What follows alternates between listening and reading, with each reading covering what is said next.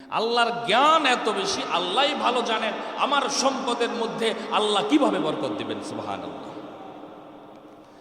এই জন্য আমার প্রিয় ভাইয়েরা, যারা মুমিন তারা নিঃসংকোচে দ্বিধাহীনভাবে হিসাব করে আল্লাহর রাস্তায় তার যাকাতটা দিয়া দিবে। আর যে ব্যক্তি যাকাত দিবে নিঃসন্দেহে আল্লাহ তাআলা তার বিপদ আপদ বালা মুসিবত অনেকটা কমায়া দিবেন। সুবহানাল্লাহ পড়ি। যাকাত দিলে যে বালা মুসিবত হবে না, আবার এইটা বুঝেন না, উল্টা বুঝেন না। অনেকে আমার প্রশ্ন করবে, হুজুর যাকাত তো দিছি, কিন্তু এই যে বালা মুসিবত আসতেছে এটা কেন? এটা আরো বলবে অনেকে। অনেক সময় বালা মুসিবত আসে পরীক্ষার জন্য। কিসের জন্য? জ্বর আসলে আমরা হাই হুতাশ করি, কিন্তু ডাক্তার বলে মাঝে মাঝে জ্বর আসলে শরীরের জন্য ভালো। শরীরের জন্য কি? শরীরে কিছু ক্ষতিকর জীবাণু আছে যেটা জ্বরের মাধ্যমে ধ্বংস হয়ে যায়, আমার শরীর নতুন করে সচল হয়। যদিও পক্ষান্তরে আমার চোখ দিয়ে দেখতেছে এটা আমার জন্য ক্ষতিকর, কিন্তু আল্লাহ জানে এটা আমার জন্য ক্ষতিকর না উপকার। এই বিষয়ের জ্ঞান একমাত্র একজনের আছে, তিনি কে? জোরে আওয়াজ দিয়ে বলেন, তিনি কে? এই জন্য এই আল্লাহর ইবাদত করা দরকার আছে না নাই? আল্লাহ তাআলা আমাদেরকে বেশি বেশি ইবাদত বন্দেগী করার তৌফিক দান করুক। আমরা সকলে বলি আমিন। আমার প্রিয় ভাইয়েরা, এই যাকাত কার উপরে ফরজ? এই যাকাত কার উপরে ফরজ? নেশাব পরিমাণ সম্পদের মালিক, স্বাধীন নারী পুরুষ বালেগ এমন ব্যক্তি যদি নেশাব পরিমাণ সম্পদের মালিক 1 বছর অতিবাহিত হয়, নেশাব পরিমাণ সম্পদের মালিক হয়ে 1 বছর অতিক্রম হয়। মনে করেন আপনি মালিক হয়েছেন আজকে হঠাৎ করে 1 কোটি টাকার, আবার 2-3 দিন পরে এটা খরচ হয়ে গেল, এই টাকার যাকাত আসবে। কিন্তু আজকে মনে করেন আপনি 1 কোটি টাকার মালিক হইলেন বা নেশাব পরিমাণ সম্পদের মালিক হইলেন। আজকের তারিখ হচ্ছে কয় তারিখ? 6 তারিখ না? জানুয়ারির 6 তারিখ। সামনের বছর জানুয়ারির 6 তারিখ পর্যন্ত যদি আপনি এই নেশাব পরিমাণ সম্পদের মালিক থাকেন ধারাবাহিকভাবে, তাহলে এই সম্পদের যাকাত আসবে। এছাড়া যাকাত আসবে? কত সহজ ইসলাম, হ্যাঁ, কত সহজ। এই নেশাব পরিমাণ সম্পদের মালিক যদি আমি 1 বছর মালিক হয়ে 1 বছর অতিক্রান্ত হয়, তাহলে আমার উপরে যাকাত ফরজ। নেশাব পরিমাণ সম্পদ কি? রূপার ক্ষেত্রে 52.5 তোলা। রূপার ক্ষেত্রে কত তোলা? মুখস্থ করেন, কত তোলা? গ্রাম হিসাব করলে 613 গ্রাম হয়। গ্রাম হিসাব করলে কত গ্রাম? 613 গ্রাম। আর স্বর্ণের ক্ষেত্রে হচ্ছে 7.5 তোলা। কত তোলা? আর গ্রাম হিসাব করলে 88, প্রায় 88 গ্রাম, একটু কম, কয়েক পয়েন্ট কম, কম বেশি। আর হিসাব করে যদি ধরেন প্রায় 7.5 তোলা, গ্রাম হিসাব করলে 88, একটু কয়েকটা পয়েন্ট এদিক সেদিক হবে। 88 গ্রাম। কত গ্রাম? 88 গ্রাম। এটা হচ্ছে নেশাব। যদি রূপার হিসাব করি, আমি আজকে হিসাব করলাম, তাহলে 52.5 তোলা বর্তমান বাজারের মূল্য হচ্ছে প্রায় 3,42,930 টাকা। আজকে হিসাব করছি, এই হিসাবে কত টাকা? 3,42,930 টাকা। এই পরিমাণ সম্পদের মালিক যদি আপনি 1 বছর হয়ে থাকেন, তাহলে আমি আপনার উপরে যাকাত 40 ভাগের 1 ভাগ, শতকরা হিসাব করলে 2.5%। কত পার্সেন্ট? 2.5%। আর শতকরা হিসাব যদি না করতে পারি তাহলে 40 ভাগের 1 ভাগ। কত ভাগ? যদি আমি 1 কোটি টাকার মালিক হই, তাহলে আমাকে যাকাত দিতে হবে 2.5 লক্ষ টাকা। কত টাকা? 2.5 লক্ষ। 2 কোটি টাকার মালিক হইলে 5 লক্ষ। 2.5% হিসাব করলে আর কি। এই যাকাতের অনেক গুরুত্ব আমার প্রিয় ভাইয়েরা, অনেক গুরুত্ব। পবিত্র কোরআনে আল্লাহ তাআলা প্রায় 32 জায়গায় যাকাতের কথা বলছেন। কত জায়গায়? 32টা জায়গায় যাকাতের কথা বলছেন। এবং কি 28 জায়গায় নামাজের পরে যাকাতের স্থান দিয়েছেন। সুবহানাল্লাহ। নামাজের পরে কি করছেন? যাকাতের স্থান দিয়েছেন। আল্লাহ তাআলা বলেন ওয়া আকিমুস সালাতা তোমরা নামাজ কায়েম করো, আতুজ যাকাত, তারপর যাকাত আদায় করো। আল্লাযীনা ইউকিমুনাস সালাতা ওয়া মিম্মা রাযাকনাহুম ইউনফিকুন, ইউকিমুনাস সালাহ, নামাজ কায়েম করো, ওয়া মিম্মা রাযাকনাহুম ইউনফিকুন, খরচ করো, যাকাত দাও। এমন ভাবে প্রায় 28 জায়গায় আল্লাহ তাআলা নামাজের পরে যাকাতের কথা বলছেন। শুধু তাই নয়, রাসূল সাল্লাল্লাহু আলাইহি ওয়াসাল্লাম হাদিস শরীফেও ইসলামের বুনিয়াদ 5টা বলেছেন। ইসলামের মূল খুঁটি 5টা বলছেন। মূল স্তম্ভ কয়টা? 5টা। এই হাদিসে রাসূল সাল্লাল্লাহু আলাইহি ওয়াসাল্লাম বলেন, বুনিয়াল ইসলামু আলা খামসি শাহাদাতি আল্লা ইলাহা ইল্লাল্লাহু ওয়াহদাহু লা শারীকা লাহু ওয়া আশহাদু আন্না মুহাম্মাদান আবদুহু ওয়া রাসূলুহু ওয়া ইকামিস সালাহ ওয়া ইতাইজ যাকাহ। 2 নম্বরে বলছেন নামাজের কথা, 3 নম্বরে বলছেন যাকাতের কথা। ইসলামের মূল যে বিধান 5টা, এই মূল বিধানের মধ্যে 3 নম্বরে যাকাত। যাকাতকে ছোট করে দেখার কোনো সুযোগ নেই। এজন্য আমার প্রিয় ভাইয়েরা, আমরা যারা নেশাব পরিমাণ সম্পদের মালিক হয়ে গেছি, এটা আল্লাহর পক্ষ থেকে নিয়ামত। এই নিয়ামতের যদি শুকরিয়া করতে চাই, তাহলে হিসাব করে আমি আমার যাকাতটা সঠিক উপায়ে ব্যয় করব ইনশাআল্লাহ। আর যদি আমি আমার যাকাতটা আমি হিসাব করে না খরচ করি, হিসাব না করে কোনো রকম লেপসেট দিয়া আমি 2 কোটি টাকার মালিক হয়ে গেছি, কিন্তু 20,000 টাকার যাকাতের কাপড়, আমার দেশে যাকাতের কাপড়ও পাওয়া যায়, একবার পরলে আর দ্বিতীয়বার পরা যায় না, আছে না নাই? আফসোস, এরকম কম দামি কাপড় কিনে 20-30 হাজার টাকা দিয়া কিনা কয়েকজন গরিবের মধ্যে আমরা বিলায়া দেই, আর মনে করি আমি বিশাল সওয়াবের অধিকারী হয়ে গেছি, আমি বড় দানবীর হয়ে গেছি, আমি বড় সমাজ সেবক হয়ে গেছি, খুব ভাবসাব লয়ে চলি। অথচ 2 কোটি টাকা 3 কোটি টাকার যাকাত 20-30 হাজার টাকায় হয় না। কথা ঠিক কিনা? তাও আবার নিম্নমানের কাপড় দিয়ে আমরা যাকাত দেই। এটা যাকাত আদায় হয় না, বরং এগুলা রিয়া হয়। এরা রিয়াকারী হিসাবে হাসরের ময়দানে আল্লাহর কাঠগড়ায় দাঁড়াবে, নাউজুবিল্লাহ পড়ি। এই জন্য সাবধান আমার প্রিয় ভাইয়েরা। আমার কথা হয়তো অনেকের গায়ে লাগতে পারে, তবে আমার প্রিয় ভাই, সঠিক কথাগুলো আমি বলবো। যদি রাগ করেন, এটা আপনার ব্যক্তিগত বিষয়। আমারও জবাবদিহি একজনের কাছে দিতে হবে, সেই ভয় থেকে আমি বলি। এই জন্য আমার প্রিয় ভাইয়েরা, চেষ্টা করব আমার যাকাতটা আমি আমার হিসাব অনুযায়ী দিব। আর যদি আমি হিসাব করে আমার যাকাতটা আদায় করি, তাহলে লস নাই। আল্লাহ তাআলা আমাকে দুনিয়াতেও লাভবান করবেন, আখিরাতেও লাভবান করবেন। সুবহানাল্লাহ। দুনিয়াতে অনেক লাভ, আল্লাহ তাআলা বিপদ মুসিবত দূর করে দিবে, রোগ বালাই দূর করে দিবে। আখিরাতে তো আমার এর প্রতিদান আছেই। আল্লাহ তাআলা আমাদেরকে বুঝার তৌফিক দান করুক, সকলে বলি আমিন। আল্লাহ তাআলা সূরা তাওবার 34 এবং 35 নম্বর আয়াতে যারা যাকাত আদায় করে না, তাদের বিষয়ে খুব ভয়ানক হুঁশিয়ারি দিয়েছেন। আল্লাহ তাআলা বলতেছেন, ওয়াল্লাযীনা ইয়াকনিজুনা আয-যাহাবা ওয়াল ফিদ্দাতা ওয়া লা ইউনফিকুনাহা ফি সাবিলিল্লাহ। আল্লাহ তাআলা বলতেছেন, যারা স্বর্ণ এবং রূপা জমা করে, ইউনফিকুনাহা ফি সাবিলিল্লাহ, যারা আল্লাহর রাস্তায় খরচ করে না, ফাবাশশিরহুম বিআযাবিন আলীম, তাদেরকে যন্ত্রণাদায়ক শাস্তির সুসংবাদ দেন। নাউজুবিল্লাহ।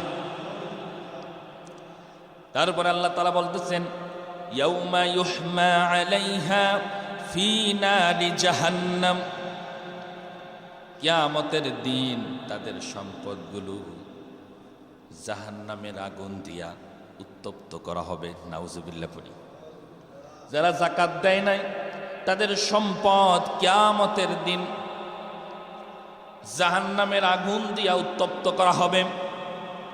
ফাতুকুয়া বিহা জিবাহুহুম ওয়া জুনুবুহুম ওয়া যুহুরুহুম।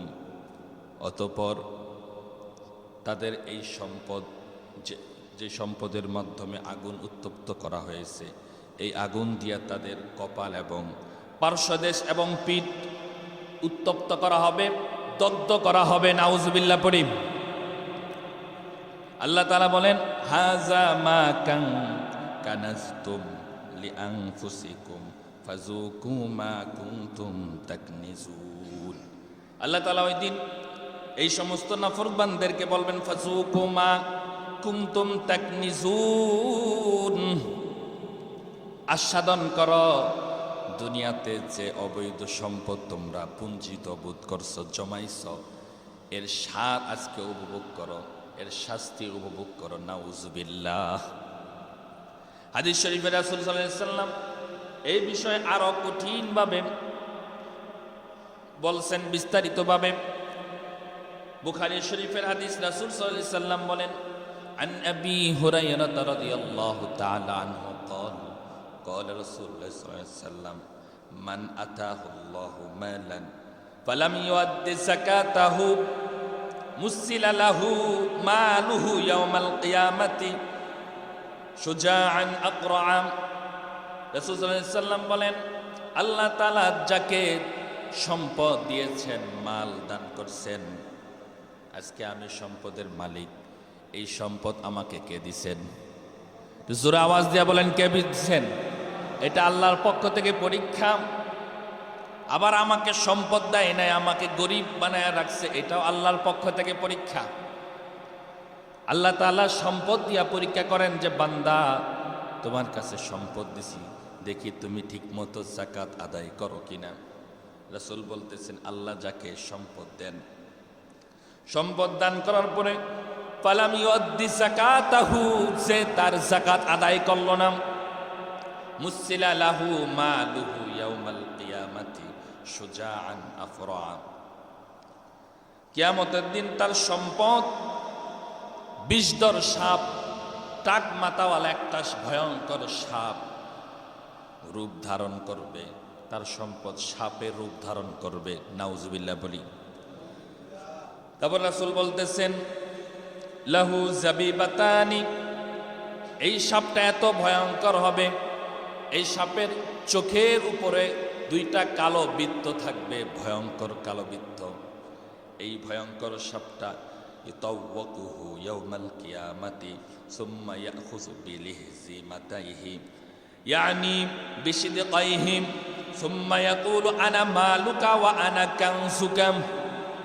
এই সাপটা পেঁচায়া ধইরা মানুষকে কামড়াইতে থাকবে আর সবল দিতে থাকবে আর বলতে থাকবে, ইয়াকুলু আনা মালুকা ওয়া আনা কানসুকা, আমি তোমার মাল, আমি তোমার পুঞ্জিত সম্পদ, অবৈধ সম্পদ। কামড়াইতে থাকবে আর এই কথা বলতে থাকবে। নাউজুবিল্লাহ। এই জন্য আমার প্রিয় ভাইরা, যাকাতটা দিব হিসাব করে, নাকি কোনো রকম ল্যাপসাপ দিয়া দিব, এরকম নাকি? কথা বলেন না কেন? যতটুকু আলোচনা করছি কি বুঝলেন? যাকাতটা কি করে দিতে হবে? হিসাব করে দিতে হবে। কিভাবে দিতে হবে? হিসাব করে দিতে হবে। গরিবকে সম্মান বোধ রাখতে হবে, গরিবের প্রতি। আমরা যাকাত দেই, যেভাবে দেই, গরিবদেরকে যেভাবে অপমান করি, এটা ঠিক না, এটা অনুচিত কাজ। এটার জন্য আল্লাহর কাছে হিসাব দিতে হবে। অহংকারী হিসাবে আল্লাহর কাঠগড়ায় দাঁড়াইতে হবে। গরিবকে যাকাত দিব, গরিব আমার বাড়ি আসবে কেন? আমি গরিবের বাড়ি যাইয়া যাকাত দিব। আল্লাহর রাসূল বলতেছেন, যে যাকাত দিবে সে বেশি সন্ত্রস্ত থাকবে, তার উচিত গরিবের কাছে যাইয়া যাকাত দেওয়া আসা। কিন্তু এখন বর্তমানে সমাজে এর বিপরীত চলতেছে। কথা ঠিক কিনা? অনেক কিছু তিতা কথা, তো এই জন্য অনেকে। আহা, আল্লাহ তাআলা আমাদেরকে বুঝার তৌফিক দান করুক। সকলে বলি আমিন। এই যাকাত আমি আপনি দিব, কোথায় দিব, কাকে দিব, এটাও আল্লাহ তাআলা বলে দিচ্ছেন। যাকে তাকে আপনি জাকাত দিচ্ছেন, আপনার জাকাত আদায় হবে না। যাকে তাকে যদি আমি জাকাত দেই, জাকাত কি হবে না? আদায় হবে না। জাকাতের 8টা খাত আল্লাহ তাআলা পবিত্র কোরআন সূরা তাওবার 60 নম্বর আয়াতে বলছেন। কয়টা খাত?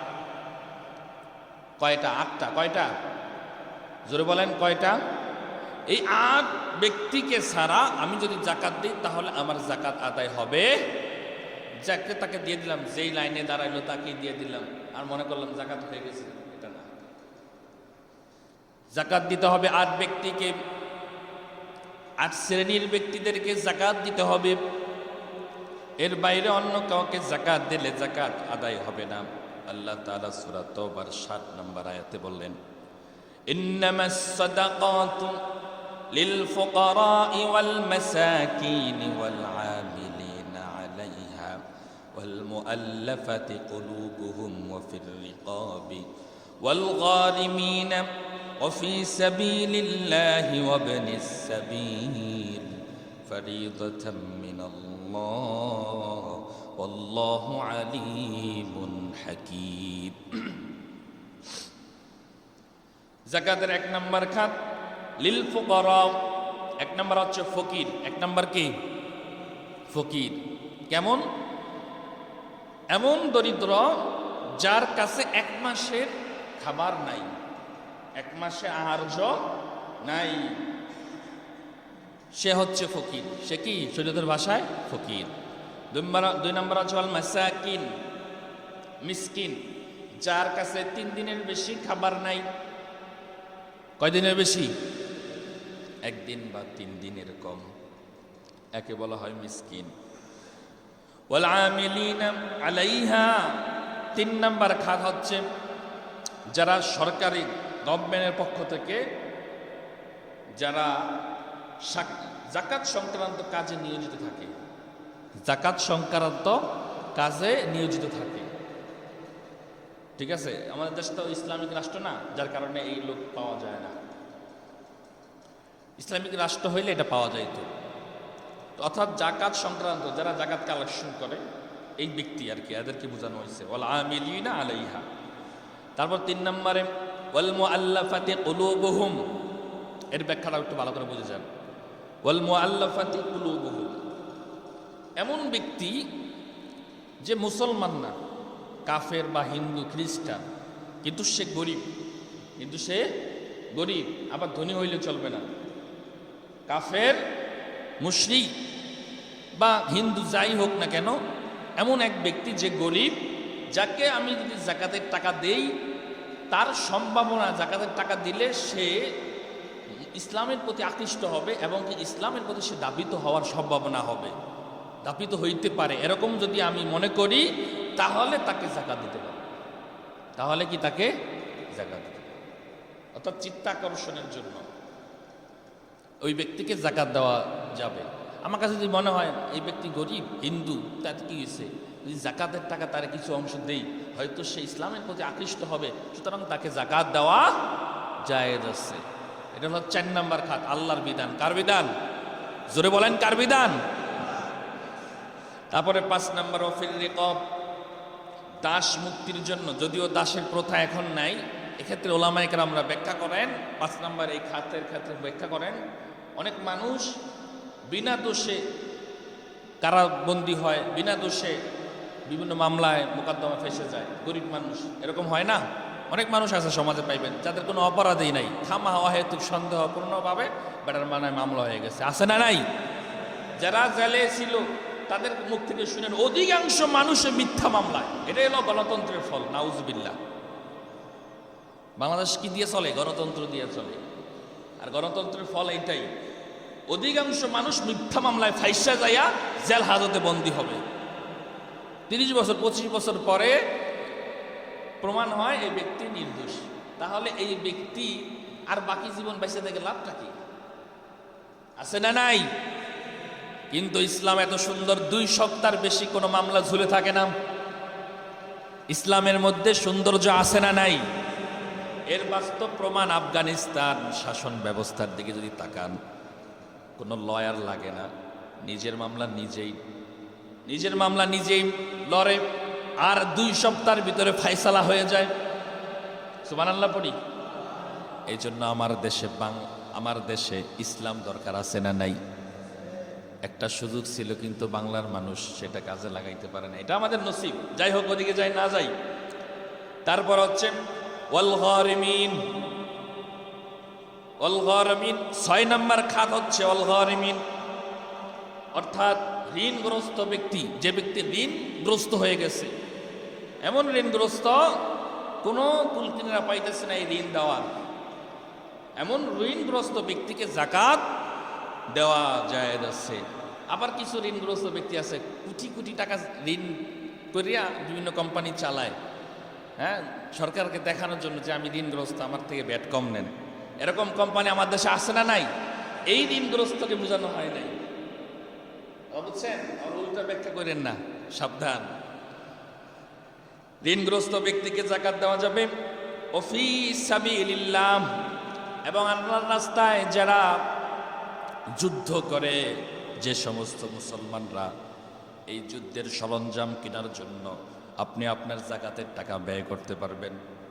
আজকে মুসলমান রাষ্ট্র যেখানে যুদ্ধ করতেছে, তাদের কাছে যদি আমি আমার যাকাতের কিছু অংশ পাঠাই, তাহলে আমার যাকাত আদায় হয়ে যাবে। সুবহানাল্লাহ। আমরা ইরানের জন্য দোয়া করব, আফগানিস্তানের জন্য দোয়া করব, যত মুসলমান রাষ্ট্রে যুদ্ধ চলতেছে প্রত্যেকটা মুসলমান রাষ্ট্রের জন্য দোয়া করব ইনশাআল্লাহ। আর চেষ্টা করব কিছু দান সদকা করার, যদি সুযোগ থাকে, নির্ভরযোগ্য কোনো সুস থাকে, তাহলে ইনশাআল্লাহ চেষ্টা করব। আল্লাহ আমাদেরকে তৌফিক দান করুক, সকলে বলি আমিন। তারপরে হচ্ছে 8 নম্বরে আপনি সাবিল, অভাবগ্রস্ত মুসাফির। কিছু মুসাফির আছে অভাবগ্রস্ত, খুব অভাবে পড়ে গেছে, এরকম কোনো মুসাফির যদি পাই, ওই মুসাফিরকেও আমি আমার যাকাতের কিছু অংশ তাকে দিতে পারবো, যাকাতের টাকা তাকে দিতে পারবো। এই 8টা খাতের বাইরে যদি আমি যাকাত দেই, তাহলে আমার যাকাত আদায় হবে। যাকাত দিতে হলে এই 8 খাতের মধ্যেই ব্যয় করতে হবে।